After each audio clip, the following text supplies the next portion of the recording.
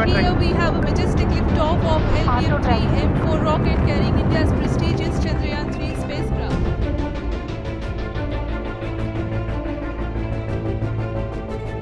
भारत ने चंद्रयान 3 लॉन्च कर दिया है।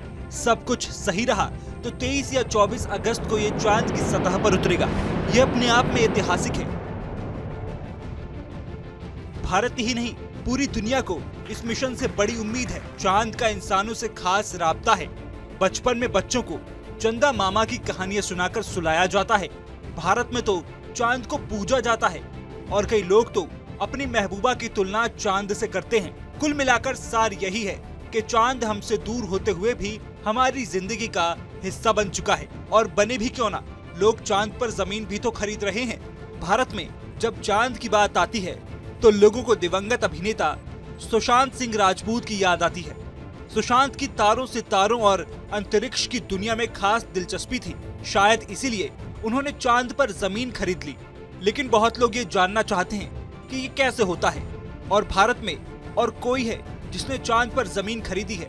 आज बात चांद की और वहां जमीन खरीदने वाले की, साथ ही ये भी बताएंगे कि चांद पर जमीन खरीदने का प्रोसेस क्या है। जब चांद पर जमीन खरीदने की बात आती है तो लगता है कि चांद पर जमीन किससे खरीदनी है। क्या कोई ऐसा भी है जो चांद का मालिक बना बैठा है? चांद ने कई शायरों की जिंदगी आबाद कर दी है। अगर चांद पर जमीन खरीदना इतना ही आसान है तो फिर ये शायर यहाँ बैठे सिर्फ शायरी क्यों लिखे जा रही हैं? इन्होंने अभी तक चांद पर जमीन क्यों नहीं खरीदी? बशीर बद्र ने लिखा है, कभी तो आसमां से चांद उतरे जाम हो जाए, तुम्हारे नाम की एक खूबसूरत शाम हो जाए। चलिए आपको पहले बताते हैं चांद पर जमीन किस भारतीय सेलिब्रिटी ने खरीदी है। सुशांत सिंह राजपूत का नाम तो सब जानते हैं, लेकिन आपको ये जानकर हैरानी होगी कि शाहरुख खान का भी चांद पर एक प्लॉट है। दरअसल अभिनेता के 52वें बर्थडे पर ऑस्ट्रेलिया में उनके एक फैन ने उन्हें जमीन का एक टुकड़ा गिफ्ट में दिया था। बता दें, चंद्रमा की सतह पर एक क्रेटर का नाम भी शाहरुख के नाम से रखा गया है। इसके अलावा कई आम भारतीय हैं जिन्होंने चांद पर जमीन खरीद रखी है। बिहार के नीरज कुमार गिरी, आगरा के गौरव गुप्ता, राजस्थान के धर्मेंद्र ने तो अपनी पत्नी के लिए चांद पर 3 एकड़ जमीन खरीद डाली। ऐसे ही कई भारतीय हैं जिन्होंने चांद पर जमीन ले रखी है। चांद पर जमीन खरीदने का प्रोसेस, द लूनर रजिस्ट्री नाम की एक वेबसाइट है।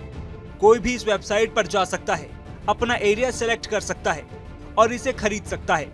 इसमें कई तरह की चॉइस भी दी गई हैं, जैसे शांति का सागर, सपनों की झील।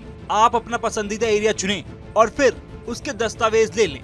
चांद पर 1 एकड़ जमीन खरीदने के लिए आपको $47.50 देने होंगे, जो इंडिया में 3075 रुपए के बराबर है। लेकिन सच्चाई कुछ और ही है। आउटर स्पेस ट्रीटी 1967 के मुताबिक अंतरिक्ष में या फिर चांद या फिर बाकी ग्रहों पर किसी भी एक देश या व्यक्ति का अधिकार नहीं है। आउटर स्पेस ट्रीटी कुछ ऐसे कामों और नियमों की लिस्ट है जिसे लिखित में हस्ताक्षर करके 2019 तक कुल 109 देश जुड़ चुके हैं। 23 अन्य देशों ने भी इन पर साइन कर दिए हैं, लेकिन अभी इनको मान्यता मिलना बाकी है। इस ट्रीटी में लिखा है कि चांद पर कोई भी देश विज्ञान से जुड़ा अपना रिसर्च काम कर सकता है और इसका इस्तेमाल इंसान के विकास में कर सकता है, लेकिन उस पर कब्जा नहीं कर सकता।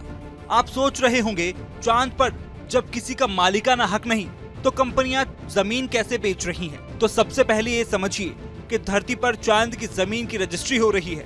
lunarregistry.com रजिस्ट्री का अधिकार रखने का दावा करती है, लेकिन वेबसाइट ने साफ तौर पर लिख रखा है कि वो चांद पर जमीन के मालिक नहीं है। उनका काम सिर्फ रजिस्ट्री करवाना है, न कि जमीन बेचना। स्पेस लॉ पर कई किताबें लिख चुके लेखक डॉक्टर जिल स्टुअर्ट ने अपनी किताब द मून एग्जीबिशन बुक में लिखा है कि चांद पर जमीन खरीदना और किसी को गिफ्ट करना अब एक फैशन बन चुका है। किसी भी देश का चांद पर हक नहीं है तो फिर कंपनियां कैसे ये काम कर रही हैं? ये एक गोरख धंधा है।